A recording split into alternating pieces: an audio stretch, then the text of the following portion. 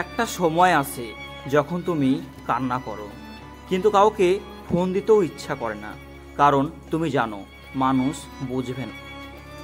যখন চোখের পানি কেউ দেখে না, তখন আসমান দেখে। যখন বুক ফেটে যায় কিন্তু মুখ খুলে বলা যায় না, তখন দোয়া করো, কারণ আল্লাহ তোমার চুপ থাকা কান্নাও শুনতে পান। তুমি যতই দূরে থাকো, আল্লাহ কখনো দূরে যান না। তুমি সিজদায় পড়ে কান্না করো, তাহলে তুমি হেরে যাওনি, তুমি ফিরে পেয়েছো নতুন এক জীবন ও সফলতা। জীবনে একদিন এমন এক মুহূর্ত আসে যখন মনে হয় সবাই চলে গেছে, আর তখনই হৃদয়ের গভীর থেকে একটা শব্দ ভেসে আসে, আমি তো আছি আল্লাহ। এটাই তোমার জীবনের সবচেয়ে বড় জয়।